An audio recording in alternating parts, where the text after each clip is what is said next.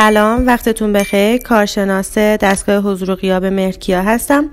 امروز در خدمت شما هستم که دستگاه UF100 رو در ابتدا براتون آنباکس کلی داشته باشیم و در ادامه هم قسمت‌های مهم دستگاه رو خدمتتون توضیح میدم.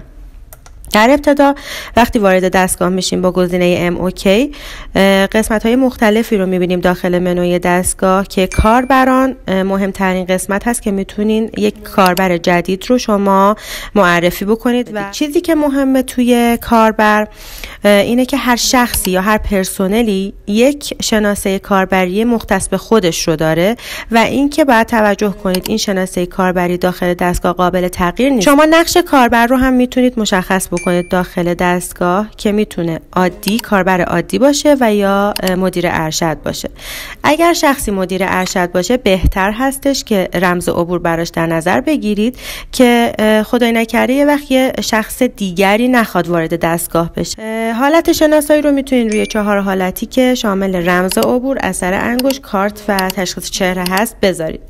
در ابتدا اثر انگشت رو وقتی بخواید وارد بکنید از هر انگشتی باید 3 بار داخل دستگاه روی سنسور دستگاه بزنید تا اثر انگشتتون ثبت بشه و برای هر شخصی تا هر پرسنلی تا 10 تا انگشتش رو میتونید شما ثبت بکنید. وقتی که بخواید چهره رو تعریف بکنید باید چشماتون توی کادر سبز رنگ قرار بگیره و اینو باید یه مدت نگه دارید تا این خط پایین کامل سبز بشه. قسمت شماره کارت باید کارتی که مال اون شخص هست رو بزنید روی سنسور دستگاه تا اون رو شناسایی بکنه.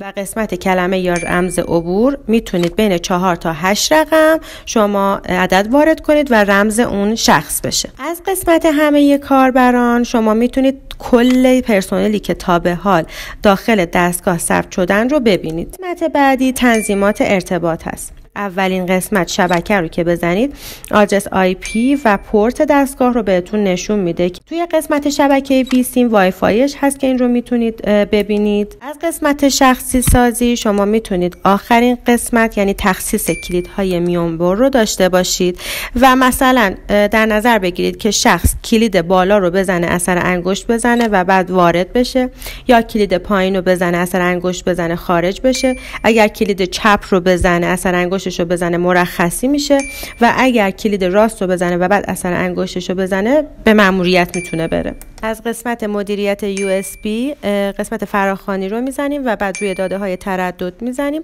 یک فلش داخل دستگاه میذارید که باید حتما فرمت FAT32 بشه و بعد اطلاعات تردد رو وارد فلش میکنید و خارج میکنید اطلاعات رو و فلش رو داخل سیستمی که نرم افزار روش نصب هست میذارید و اطلاعات تردد وارد نرم افزار میشه. از قسمت اطلاعات سیستم شما میتونید ظرفیت دستگاه رو ببینید که چقدر مثلا اثر انگشت داره، چقدر تصویر، چقدر کارت.